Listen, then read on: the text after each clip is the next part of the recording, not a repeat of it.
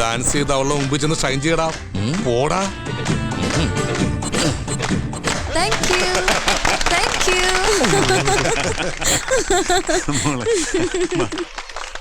ചീറ്റി പോയല്ലേ? എന്ത് ചീറ്റിന്ന്? എന്റെ അടുത്ത് ഹനുമാനില്ലേ? എന്നെ ഹനുമാനെന്ന് വിളിച്ചാണ്ടല്ലോ. നിന്നെ അല്ല, എന്റെ അടുത്ത് ഹനുമാൻ ഐറ്റം ഇല്ലേ? നീ പോയി ബണ്ണും വാലും എടുത്തു. ആ ബണ്ണും പാലും ശരിയാ, കഴിച്ചിട്ട് മതി. എനിക്ക് നല്ല വിശപ്പുണ്ട്. വാ. എടാ അതല്ല, ബണ്ണും വാലും ഹനുമാൻ. അതും ഇതൊക്കെ എടുത്ത് വായ കുത്തി കയറ്റി വെക്കണ്ട, ഗ്ലാമറാവും. ഹനുമാനാണെങ്കിൽ ഒരു മേക്കപ്പും ചെയ്യാതെ നീ നേരെ അങ്ങോട്ട് ചെന്നാ മതി. ഫുൾ മാർക്കാ. അതിൽ നിനക്ക് അഭിമാനിക്കാൻ പറ്റില്ല. ബണ്ണും പാലും എടുത്തോണ്ട് പോടാ.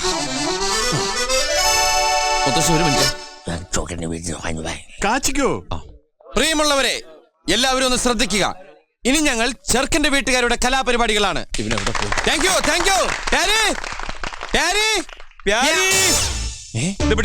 എന്തായത്?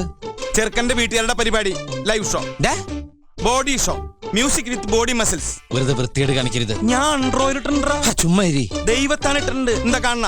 എനിക്ക് വിശ്വാസമില്ല. പ്രിയമുള്ള ശരീര സൗന്ദര്യ ആരാധകരെ, ഇത് ആരംഭിക്കുന്നു മ്യൂസിക് വിത്ത് ബോഡി മസിൽസ്. ഭാരതം എന്നാൽ പാരിനടുവിൽ കേവലം ഒരു പിടി മണ്ണല്ല. ജനകോടികൾ നമ്മെ കാഫായി മാറ്റിയ ജന്മഗൃഹമല്ലോ. കൂരകൾ തോറും നമ്മുടെ പണ്ടറടങ്ങോർന്നിടിഞ്ഞു തോന്നുന്നു. അടിപതരാതെ ബാക്ക് ബോൺ. ഒരു ചെറിയ സാധനം കൂടി കാണിക്കാണ്ടല്ലോ. അതിന് എന്താണാവ്? എന്ത് പണ്ടാവിനാവട്ടെ. എന്താ എന്തു പറ്റി? അടി പിടിച്ചുട്ടാ, മസിൽ അടി പിടിച്ചു. ബോഡി ആരെങ്കിലും എടുത്തോട്ടോ ഇങ്ങോട്ട് വന്നേ. മസിൽ ഉടക്കാതെ കൊണ്ടുപോകും. അതെ, എന്നെ എവിടേക്കാ കൊണ്ടുപോണേ? അടുപ്പിന്റെ മുകളിൽ വെക്കാൻ. അപ്പൊ തീ ഉണ്ടാവില്ല അടിയില്? പിന്നെ നീര് പോണ്ടേ?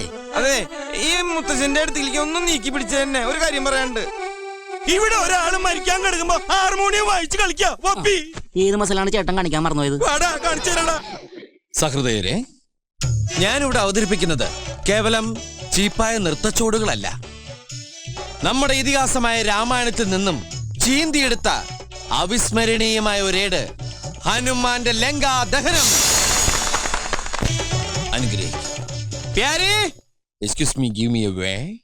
എല്ലാം റെഡിയല്ലേ? മുഴുവൻ പപ്പടം ഒട്ടിച്ച് തീർന്നു. സാരമില്ല, നമുക്ക് ആവശ്യം കഴിഞ്ഞ് ഇത് തന്നെ എടുത്ത് വർക്കാം. ഇത് കണ്ട് എല്ലാവരും ഞെട്ടണം. അയ്യേ, ഒറ്റ ചവിട്ടോട്ടിയുണ്ടല്ലോ. നിന്റെ ഫേസ് കണ്ട ഫ്രണ്ടും ബാക്കും മാറിപ്പോകും. ബണ്ണവിടെ ഇന്നാ കേറ്റി കുത്തി കേറ്റി. ബാക്കിയുള്ളത് കുറച്ച് മൂക്കിലും വെക്ക്. ശ്വാസം മുട്ടി ചാകട്ടെ.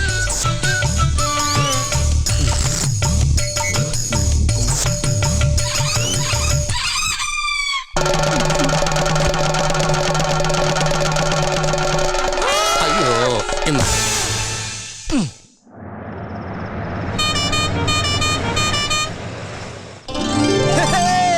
അച്ഛാ, ദേ ഉണ്ണി വന്നു. അച്ചു വന്നേ.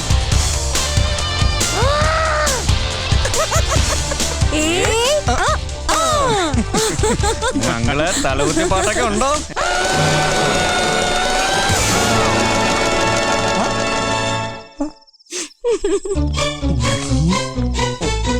അങ്കിളിനെ കണ്ടിട്ട് ഇപ്പൊ ഒരു 10 വയസ്സ് കുറഞ്ഞ പോലെ ഉണ്ടല്ലേ? സാരില്ലടാ, നീ എവിടെ പരിപാടി അവതരിപ്പിച്ചാലും ഇത് തന്നെയാണല്ലോ നിന്റെ വിധി. അയ്യോ, ഏതാ കുരങ്ങൻ? കൊരങ്ങനല്ല, ഹനുമാനാ. മണവാളച്ചെറുക്കന്റെ അനിയനാ. എന്റെ അമ്മേ, ഇനി ചെറുക്കനെ ഇതേപോലെ തന്നെയാണോ? ഏയ്, ചെറുക്കം എടുക്കനാ. ഓ, സമാധാനായി. ഞാൻ കരുതി അനിയനെ പോലെ വാലുണ്ടാവുന്നു. തളരരുത് രാമൻകുട്ടി, തളരരുത്.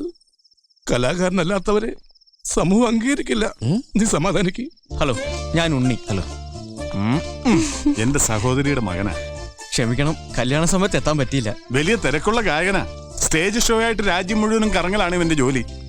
എവിടെയാണ് നിന്റെ സെറ്റുകാരൊക്കെ? എല്ലാരും വണ്ടിക്കകത്തുണ്ട്. എല്ലാരോടും ഇങ്ങോട്ട് ഇറങ്ങി വരാൻ പറ. അയ്യോ, ഇറങ്ങിയാൽ ലേറ്റ് ആവും. ബാംഗ്ലൂർ പ്രോഗ്രാം ഉള്ളതാ. അങ്ങനെ ഇപ്പൊ മോൻ കാണിച്ചിട്ട് പോവാൻ നോക്കണ്ട. കല്യാണ സമയത്ത് എത്തിയില്ല. വന്നപ്പോ ഒരു ഗിഫ്റ്റ് പോലും കയ്യിലില്ല. അർക്കീസ്. നിന്നെ അങ്ങനെ വരെ ഉദ്ദേശിച്ചിട്ടില്ല. ഇതിനൊക്കെ പണിഷ്മെന്റ് ഉണ്ട്. അവൻ രാവണനാ. അവൻ ആ സീതയെ അടിച്ചുകൊണ്ടു പോകുന്നതിന് മുമ്പ് നമുക്ക് ഈ തകർന്നുപോയ ഹനുമാനെ വീണ്ടും ഇറക്കി ഷൈൻ ചെയ്യാം. അല്ലെങ്കിൽ നിന്റെ വാലുറിയും. ചെല്ലടാ. സകൃതകൃതാവായ നാട്ടുകാരെ ശ്രദ്ധിക്കുക, കലാപരിപാടികൾ തുടങ്ങാൻ ആരംഭിക്കാൻ. ശ്രീരാമ, അവനുമായിട്ട് ഉടക്കാൻ എനിക്ക് ശക്തി തരൂ. ഓ പൊടഞ്ഞേനെ. അലോത്സവം ഞാൻ കലക്കി. ചത്ത പച്ചാന്ന് പറഞ്ഞിറങ്ങിക്കൂടാ. ഈ പ്രോഗ്രാം കണ്ടു കഴിഞ്ഞാ അവൻ വാലുമ്പൊക്കെ ഓടണം. ബണ്ണവിടെ അത് ഞാൻ എപ്പോഴും തിന്ന് കൊല്ലും ചെന്നിന്റെ നോക്കട്ടെ. എന്താ ടവൽ? ടവലെങ്കിൽ ടവല്. ആ ഇനി മുതല് ബണ്ണ് വേണ്ട, ടഫല് മതി. ഉഗ്രന. മരുത്വാമല മൃതസഞ്ചി. നീ എന്റെ അച്ഛനെ വിളിച്ചല്ലേ? എനിക്ക് മനസ്സിലായി. നിന്റെ മോന്ത ഇങ്ങനെ തന്നെ പോട്ടാ. കഥയിലെ രാജകുമാരിയും ഗോപകുമാരനും ഒന്നാവാൻ